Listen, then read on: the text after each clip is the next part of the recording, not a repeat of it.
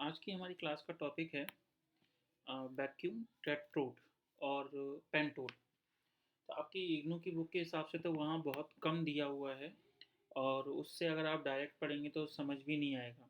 हालांकि लिखा उन्होंने ठीक है, लेकिन वो इतना कम लिखा है कि एज अ फ्रेशर कोई स्टूडेंट होगा तो उसको समझ नहीं आएगा। तो इसके लिए मैंने कुछ टॉपिक यहाँ एक्स्ट्रा ऐड भी किए हैं, मैं साथ साथ बताता भी जाऊँगा ताकि एग्जैक्टली वो टॉपिक आपको समझ आए। अब जैसे कि वैक्यूम टेट्रोड की ज़रूरत हमें क्यों पड़ी। जैसे कि हमने पहले वैक्यूम डायोड पढ़ लिया था और डायोड के अंदर जो लिमिटेशन थी या जो ड्रॉबैक था उसको करेक्ट करने के लिए हमने वैक्यूम ट्रायोड में एक नया ग्रिड लगाया था, जो कि क्या करता था, जो नेगेटिव स्पेस चार्ज था उसको रिड्यूस करता था। जिससे क्या होता था कि सारे के सारे जो इलेक्ट्रॉन एमिट हो रहे थे कैथोड से वो एनोड तक जा सकें। अब लेकिन होता क्या है, रियल लाइफ में भी ऐसा ही होता है कि हम कोई एक चीज़ ठीक करने जाते हैं तो हो सकता है कि उसकी वजह से और प्रॉब्लम्स और आना इकट्ठी हो जाती हैं। तो ऐसा ही कुछ यहाँ भी चलता रहा। पहले वैक्यूम वैक्यूम डायोड तो इन्वेंट हुआ ही, फिर उसमें प्रॉब्लम ढूंढी गई, फिर वैक्यूम ट्रायोड बनाया। तो ट्रायोड बनाया गया था इसलिए कि उस लिमिटेशन को हम ख़त्म कर सकें। आपको याद होगा, ये जैसे हीटिंग एलिमेंट है आपका, ये कैथोड है और हमने ये ग्रिड लगाया था एक पर्टिकुलर बिल्कुल कैथोड के पास में, ताकि ये इलेक्ट्रॉन जो यहाँ एमिट हो उनको एक्सलरेट करके यहाँ तक पहुँचा सके। लेकिन एक्चुअल में क्या होने लग गया कि इसमें एक ड्रॉबैक आ गया। क्या प्रॉब्लम आ गई वो थोड़ा समझते हैं। देखिए, अगर आपने 12th क्लास में अच्छे से पढ़ाई की होगी तो आपको मालूम होगा कि कैपेसिटर क्या होता है और ये बनता कैसे है। थोड़ा सा मैं भी बता देता हूँ। कैपेसिटर में क्या होता है, उसमें भी दो ग्रिड होते हैं एक तरह से, या दो एक प्लेट्स होती हैं और इनके बीच में कोई भी एक मीडियम फ्लो किया जाता है, जैसे कि एयर हो गया या कोई भी मीडियम या इंसुलेटिंग मीडियम एक डाला जाता है। और उस मीडियम के हिसाब से उस पर्टिकुलर कैपेसिटर की एक कैपेसिटेंस होती है। तो ये तो एक्चुअल जब हमने पढ़ा था या जो टॉपिक था ये एक तरह से 12th क्लास में, तो एक फॉर्म बना रहे थे, हम उसका यूज़ भी देखते थे। अब यहाँ क्या हो रहा है कि हम डेलिबरेटली बना नहीं रहे कैपेसिटर, लेकिन ऑटोमेटिकली वो अपने आप ही बन रहा है। देखते हैं कैसे, कि मैं ये क्या बोल रहा हूँ। आपको याद होगा, इसकी एक फिगर भी मैंने मतलब पिछले क्लासेस में मैंने बताई थी, उसके डायग्राम्स कैसे होते हैं कि बीच में यहाँ पे हीटिंग एलिमेंट है, फिर ये कैथोड है, फिर ये ग्रिड है इस तरह से, फिर ये एनोड है और यहाँ इवैक्यूएटेड ट्यूब थी। तो उसी, अब इनके बीच में कुछ ना कुछ तो होगा, इनके बीच में एयर होती है एग्जैक्टली। तो अब एयर है और यहाँ पे क्या है, ये एनोड है, ये ग्रिड है और फिर ये कैथोड है। तो आप देखो, ये कैथोड और ग्रिड के बीच में एयर है और ये दोनों अपने आप में क्या है, दो प्लेट्स हैं। तो दो प्लेट्स के बीच में एयर भरी हुई है, तो वो ऑटोमेटिकली अपने आप ही क्या बन गया, एक कैपेसिटर बन गया। एक बार दोबारा समझाता हूँ।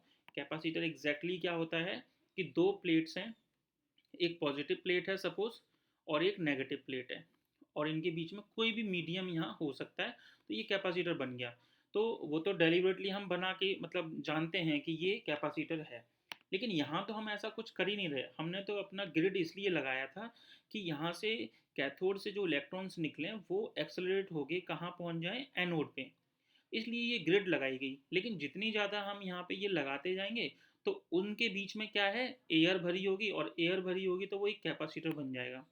तो एक तरह से पहले तो आपको यहाँ तक ये समझ आ गया कि ग्रिड लगाने से हुआ क्या, कि एक कैपेसिटर बन गया। तो अब दिमाग में क्वेश्चन आ रहा है कि चलो बन गया तो प्रॉब्लम क्या उससे। तो प्रॉब्लम समझते हैं।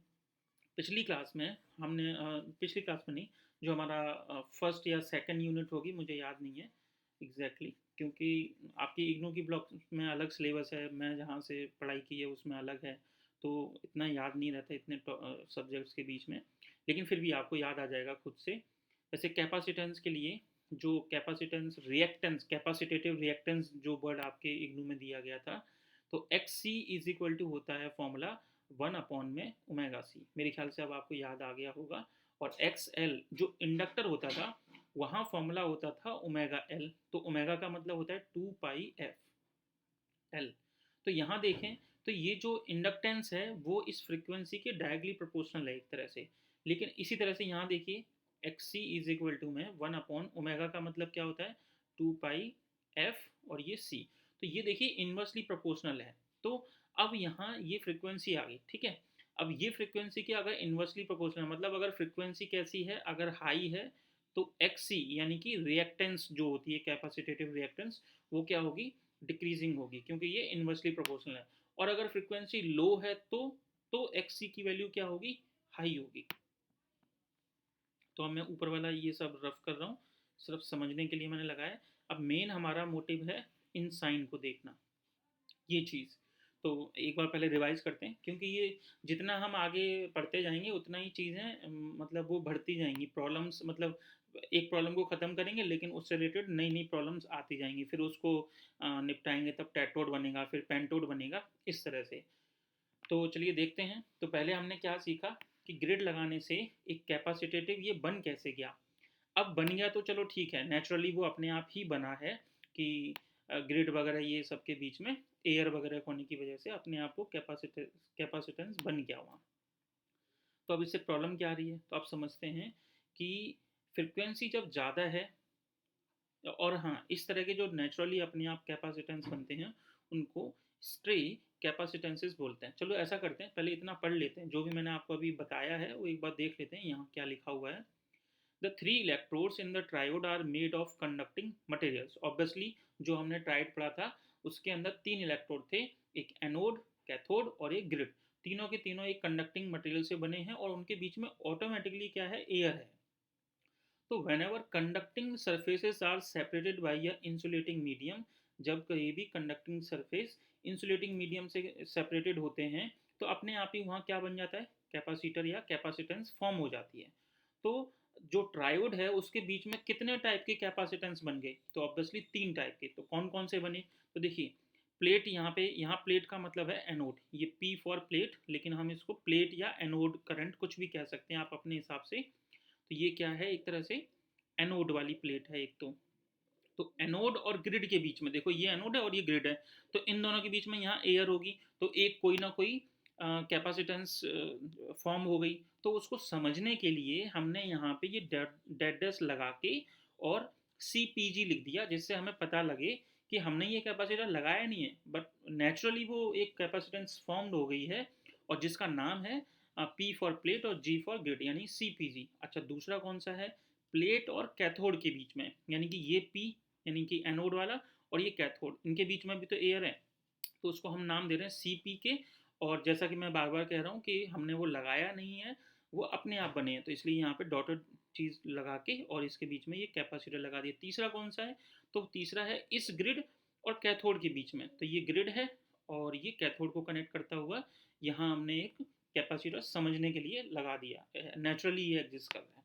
तो 3 टाइप के कैपेसिटेंसेस हमें मिल रहे हैं। तो चलिए यहाँ तक हो गया। अब लेकिन क्योंकि बार बार मैं कह रहा हूँ लगाए नहीं हैं, नेचुरली बने हैं, तो ऐसे कैपेसिटेंसेस को स्ट्रे कैपेसिटेंसेस बोलते हैं, as they are existing naturally and not been placed deliberately. उनको डेलिबरेटली नहीं लगाया गया, वो नेचुरली हैं। Their values is however in picofarad. तो इनकी जो कैपेसिटेंसेस की वैल्यू होती है, तो वो होती तो बहुत कम है, मतलब बहुत कम। पिकोफेरेड मतलब पिको का मतलब होता है 10⁻12 फेरड, इसके आसपास। तो वैसे अब मैं डिटेल में जाऊंगा तो बहुत लंबा टॉपिक हो जाएगा, लेकिन आप चलो इतना समझ लीजिए कि हाँ ये बहुत कम है। अच्छा, माइन्यूट सा है, लेकिन ये माइन्यूट चीज़ नॉर्मली रहे तो ठीक है, लेकिन कभी कभी ये बहुत बड़ी भी हो जाती है। देखते हैं कैसे। जैसा कि मैंने आपको यहाँ समझाया था कि अगर फ्रिक्वेंसी लो है तो ये कैपेसिटेंस हाई हो जाएगी। तो ये आप देख रहे हैं यहाँ पे कि एट लो फ्रीक्वेंसीज पे effect of these capacitance is negligible. तो यहाँ पे जो इनका कैपेसिटेंसेस का जो इफेक्ट होगा वो तो नेग्लिजिबल है, लेकिन जैसे ही हाइयर फ्रिक्वेंसीज होंगी तो इनकी जो सी की एग्जैक्ट वैल्यू होगी वो हमें सीरियस प्रॉब्लम देना स्टार्ट कर देती हैं। तो एज द कैपेसिटेटिव रिएक्टेंस जो है कैपेसिटर की, वो inversely proportional to the frequency होती है, जो मैंने अभी बताया था आपको। तो द वैल्यू ऑफ CPG यानी कि प्लेट और ग्रिड के बीच में is very small at higher frequency. तो जब वो हाइयर फ्रिक्वेंसी पे बहुत स्मॉल होता है तो वो नेगेटिव फीडबैक देने लग जाता है। अब नेगेटिव फीडबैक क्या है, ये थोड़ा सा आपको तब समझ आएगा जब हम इनके यूजेस सीखेंगे। अब यूजेस सीखने के लिए हमें सेकंड जो ब्लॉक है उसमें हम लोग जैसे इसको एम्पलीफायर में कैसे यूज़ करते हैं, है ना, और ट्रांसफार्मर वगैरह वहाँ जब यूज़ करना सीखेंगे तब आपको पता लगेगा नेगेटिव फीडबैक का क्या मतलब है। तो अभी आप एज इट इज़ इसको समझिए कि नेगेटिव फीडबैक देगा, और नेगेटिव फीडबैक देने का मतलब है कि जो यहाँ जो भी एनोड करंट जो हमें मेनली चाहिए उस पर वो इफेक्ट करेगा, और उस पर इफेक्ट करेगा तो एम्पलीफाई नहीं कर पाएगा। वही मैंने आपको बताया कि एम्पलीफिकेशन वगैरह में इसका यूज़ होता है इन डायोड वगैरह का, तो वहाँ पे नेगेटिव फीडबैक की वजह से वो रिड्यूस कर देगा। तो this limits the use of a, ठीक है ये तो वही लिखा हुआ है। तो मेरे ख्याल से यहाँ तक क्लियर हो गया होगा कि इसकी प्रॉब्लम क्या थी। कैपेसिटेंस नेचुरली फॉर्म हो जाती हैं, और उन नेचुरली फॉर्म्ड कैपेसिटेंस क्या करती हैं, नेगेटिव फीडबैक देती हैं, और जिसकी वजह से हमारा सीरियस प्रॉब्लम हो जाती है एक तरह से इस ग्रिड की वजह से। तो अब बात आती है कि इनको तो हटा भी नहीं सकते कि भाई, क्योंकि ये तो नेचुरली फॉर्म्ड हो रही हैं, तो अब क्या करें।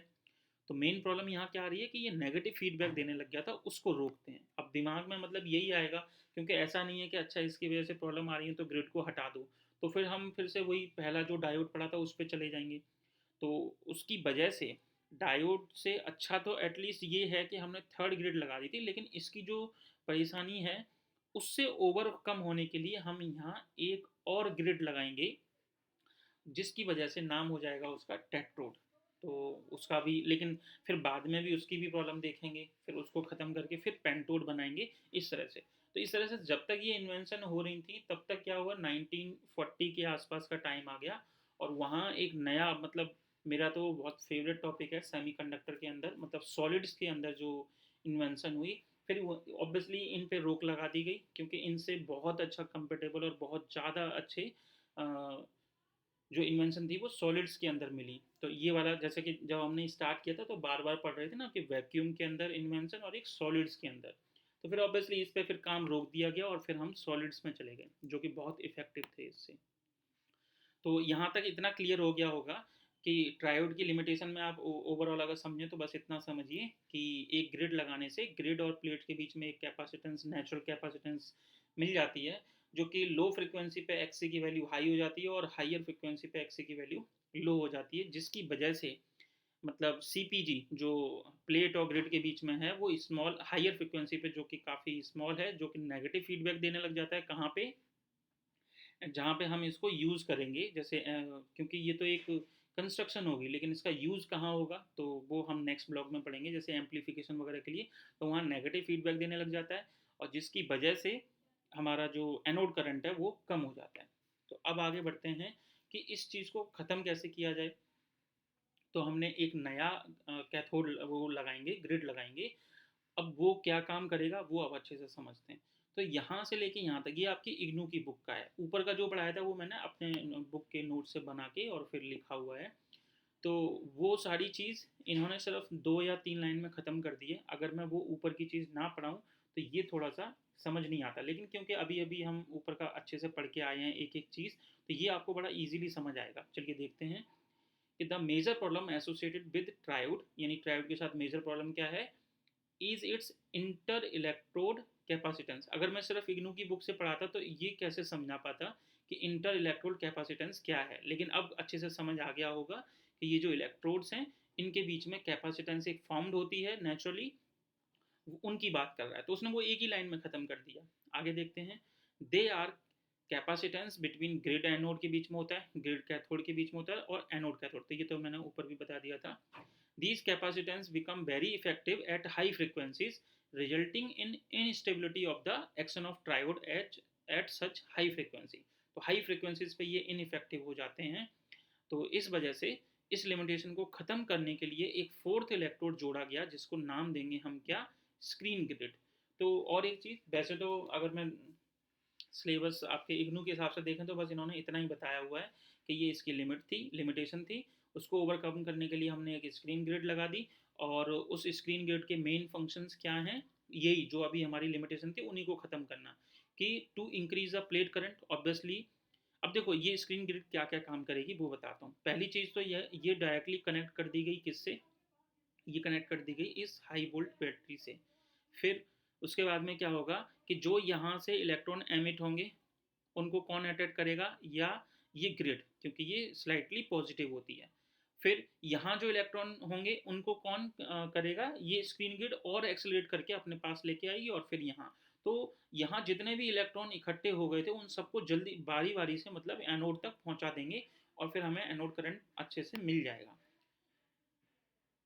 और ये स्क्रीन ग्रिड मतलब ये हेल्प कर रही है एक तरह से, एक और नया ग्रिड हमने लगा दिया तो इंक्रीज कर रही है। और दूसरा कि इसके और इसके बीच में जो टोटल कैपेसिटेंस पहले थी, तो इसके बीच में और ग्रिड लगाने से हुआ क्या, अब पता नहीं आपने ये पढ़ा कि नहीं, 12th क्लास में बड़ा अच्छा टॉपिक था कि दो प्लेट्स के बीच में अगर हम मीडियम चेंज कर दें तो कैपेसिटेंस पे क्या फ़र्क पड़ता है, तो वो डिक्रीज हो जाती है। अगर आप बुक खोलेंगे डेरिवेशन उसका देखेंगे तो वो डिक्रीज हो जाती है।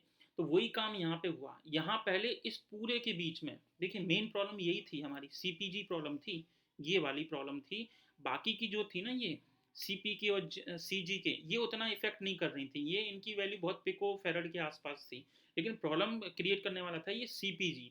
इसी वजह से सीपीजी का मतलब है प्लेट और ग्रिड के बीच में, तो इनके बीच में हमने एक नया ग्रिड लगा दिया जिसने क्या किया कि इसकी जो टोटल कैपेसिटेंस पहले थी उससे अब ये काफ़ी कम हो जाती है। मैं ये नहीं कह रहा आधी हो जाती है, लेकिन काफ़ी कम हो जाती है। तो स्क्रीन गेट लगाने का ये फ़ायदा हुआ, पहला तो ये हो गया। दूसरा क्या फ़ायदा हुआ, मतलब रिड्यूस हो गया कैपेसिटेंस। दूसरा ये फ़ायदा हुआ कि यहाँ पे अब जो इलेक्ट्रॉन्स आए होंगे उनको थोड़ा सा ये खींचेगा और फिर ऊपर एक्सलेट करके यहाँ तक, तो थोड़ा ये इलेक्ट्रॉन जितने भी थे वो सारे के सारे मतलब ऊपर जल्दी से जल्दी जाएंगे और हमें एनोड करंट मिलेगा। तो ये था आपका वैक्यूम टेट्रोड। अब इसकी प्रॉब्लम क्या है वो अभी थोड़ी देर में बताऊंगा।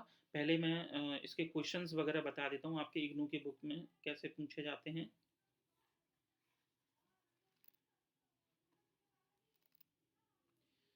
हाँ, अब मैं कह रहा था, हाँ इसमें सिर्फ क्वेश्चन देखे हैं मैंने, वो बस इतने पूछे गए हैं कि right a short note on vacuum tetrode और वैक्यूम पेंटोड। तो आपको फिर अब आपकी मर्जी है, आप अगर इतने से सेंटेंस में काम खत्म करना चाहते हैं तो आप ये लिख सकते हैं। और ये इन 3 सेंटेंसेस में है क्या एग्जैक्टली वो मैंने आपको यहाँ अच्छे से एक्सप्लेन कर दिया है। फिर इन्होंने नेक्स्ट लाइन में क्या लिखा है कि इस लिमिटेशन को ख़त्म करने के लिए हमने एक नया फोर्थ इलेक्ट्रोड इंट्रोड्यूस किया जिसका नाम टेट्रोड है। और मतलब इसी वजह से इसका नाम टेट्रोड रखा गया और उस ग्रिड का नाम है स्क्रीन ग्रिड। तो स्क्रीन ग्रिड यहाँ पे दो तरह के काम कर रही है। पहला क्या काम कर रही है कि प्लेट करंट को इंक्रीज कर रही है, इलेक्ट्रॉन्स को ऊपर ऑब्वियसली अट्रैक्ट कर रही है। और दूसरा, जो पहले इस प्लेट और ग्रिड के बीच में कैपेसिटेंस था उसको उसने कम कर दिया, तो ऑब्वियसली अब नेगेटिव फीडबैक उतना नहीं जाएगा, तो एम्पलीफाई कर पाएगा अच्छे से। अच्छा, ये हो गया यहाँ पे ख़त्म, बस इतना ही दिया था आपके सिलेबस में। वैसे बहुत कुछ है इसके अंदर, डेरिवेशंस हैं, न्यूमेरिकल करंट कितना निकल के जा रहा है वो सब, लेकिन वो है नहीं आपके सिलेबस में। तो आगे बढ़ते हैं कि अब इसकी लिमिटेशन क्या हो सकती है।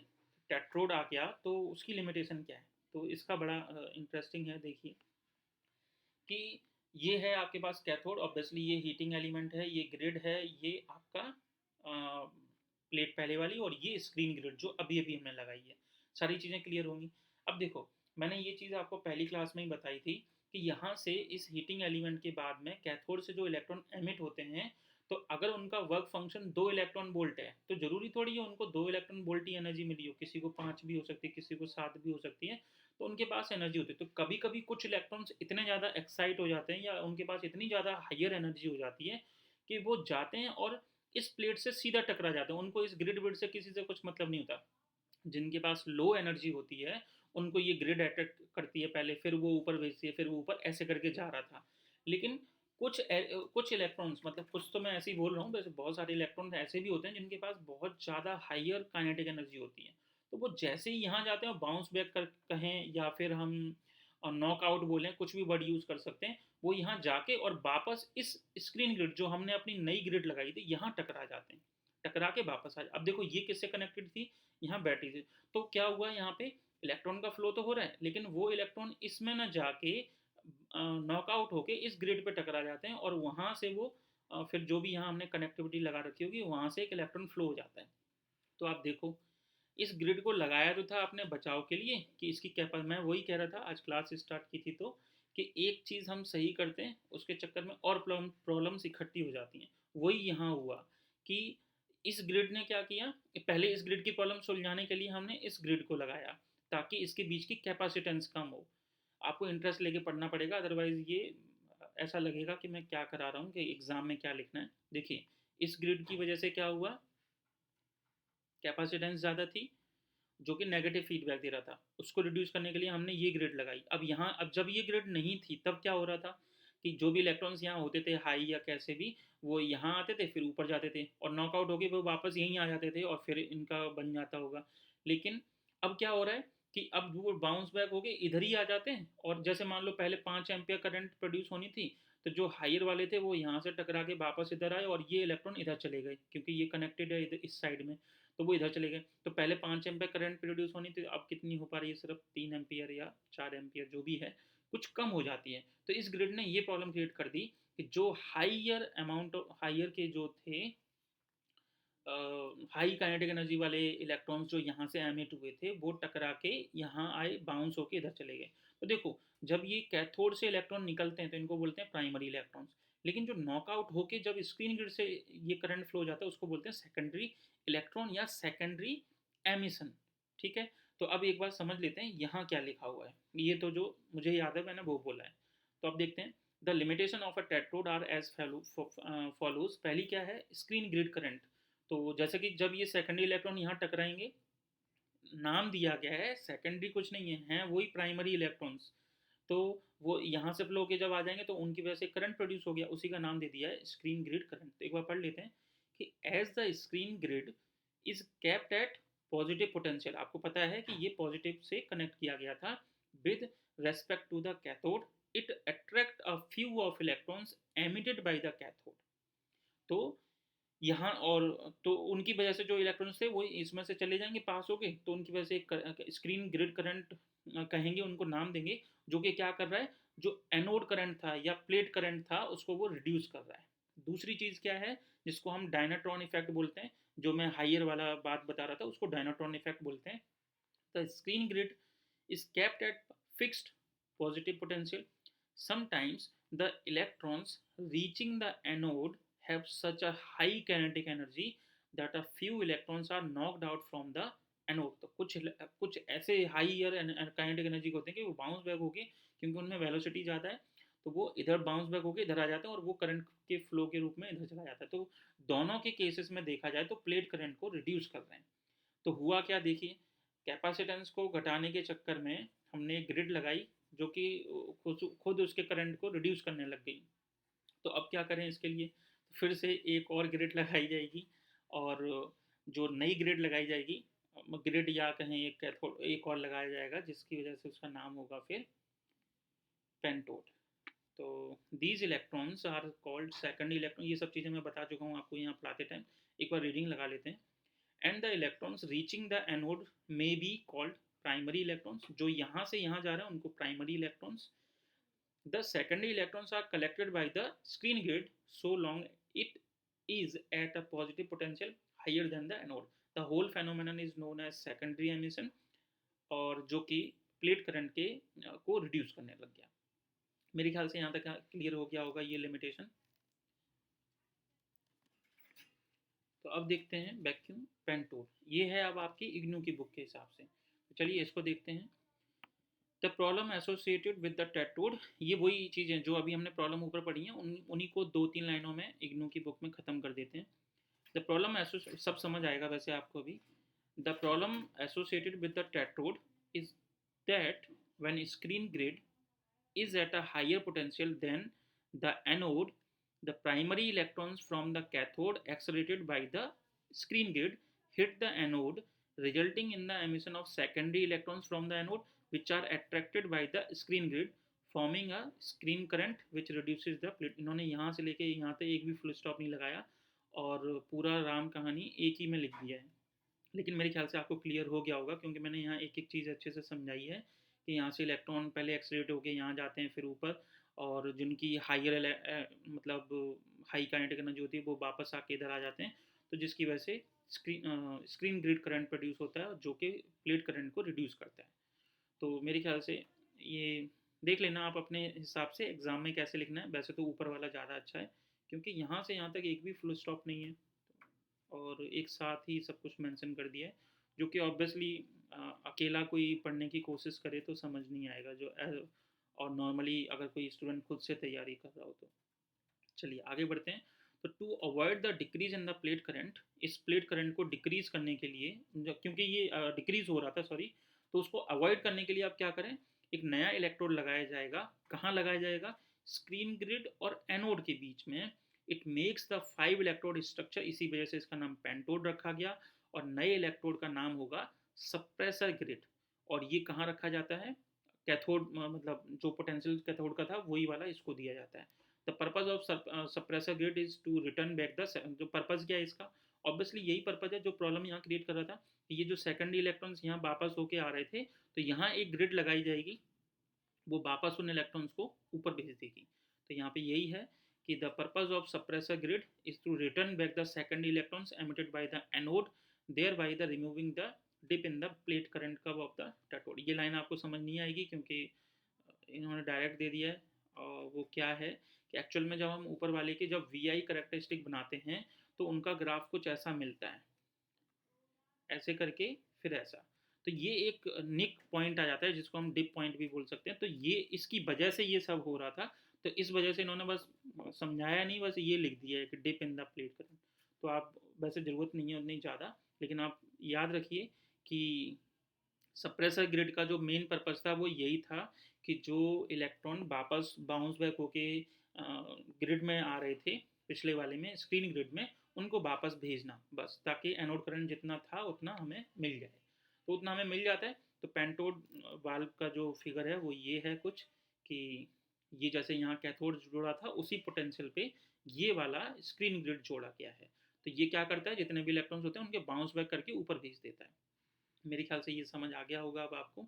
और इसके बाद में कोई रिसर्च ज़्यादा मतलब हुई है, लेकिन यूज़ उनका उतना नहीं हुआ। और फिर हम लोग सेमीकंडक्टर नेक्स्ट क्लास में स्टार्ट करेंगे। कुछ और चीज़ें देख लेते हैं कि कॉजेज़ क्या हैं इसके, कि वैक्यूम ट्यूब फेलियर क्यों हुआ। पहली चीज़ तो यही है कि जो भी हमने पढ़े हैं उनमें एक प्रॉब्लम को सही करते थे तो उसके साथ साथ नई प्रॉब्लम्स और इकट्ठी हो जाती थी, तो फिर उनको ओवरकम करना पड़ता था। और बाकी मेन चीज़ ये है कि जो फिलामेंट होते हैं वो बहुत ही वीक होते हैं। जो भी हम फिलामेंट यहाँ पे ये एनोड प्लेट कैथोड, समय के साथ क्या होता है ये ढीले हो जाते हैं, जो भी इनकी स्प्रिंग वगैरह होती हैं, और टूट जाते हैं, जल जाते हैं। अगर इसका एक बेस्ट एग्जांपल मैं रियल लाइफ में बताऊँ आपको, तो सर्दियों के दिनों में जो रूम हीटर होता है या नॉर्मल जो गांव में हीटर वगैरह यूज़ करते हैं, तो उसमें जो फिलामेंट जलता है वो एक पर्टिकुलर टाइम के बाद में बिल्कुल ही जल जाता है, मतलब ख़राब हो जाता है। तो सेम चीज़ इन इन डायोड्स के साथ भी हो रही थी कि फिलामेंट जो हैं वो बहुत वीक होते हैं और वो जल्दी ही जल जाते हैं। If the glass envelope is like leak कर जाए, अगर जैसे एयर उसमें चली जाए तो भी वो ख़राब हो जाएंगे। और फिलामेंट और जो मे बिकम लूज, मतलब वही जो ऊपर वाला था वैसा ही कुछ ये है। तो इस वजह से इनको ज़्यादा तो बिल्कुल भी यूज़ ज़्यादा नहीं करते हैं। इग्नू के अंदर जो क्वेश्चन पूछा गया है वो यही है, राइट नोट्स ऑन टेट्रोड और पेंटोड। तो मैंने पूरी कोशिश की है आपको समझाने की जितनी इग्नू के सिलेबस के हिसाब से। वैसे अगर पढ़ाने बैठूँ तो बहुत सारी चीज़ें हैं, लेकिन कॉम्पैक्ट रहना है हमें भी इग्नू के सिलेबस के हिसाब से भी, और समझ में भी आए, तो मैंने उतनी चीज़ें ऐड करता गया हूँ। तो इसमें जैसे क्वेश्चन बना है राइट नोट्स ऑन टेट्रोड और पेंटोड, तो आप अब आराम से समझ के अपने हिसाब से मेंशन कर सकते हैं। तो मिलते हैं नेक्स्ट क्लास में, उसमें हम लोग बिल्कुल बेसिक से 12th क्लास में भी अगर सेमीकंडक्टर आपने नहीं पढ़ा होगा तब भी वो भी मैं कराऊंगा, क्योंकि वो थोड़ा मेरा फेवरेट टॉपिक है, बहुत अच्छा मतलब लगता है उसको पढ़ाने में मुझे। सेमीकंडक्टर के अंदर जो सॉलिड्स के अंदर जो इन्वेंशन हुई थी। तो मिलते हैं नेक्स्ट क्लास में।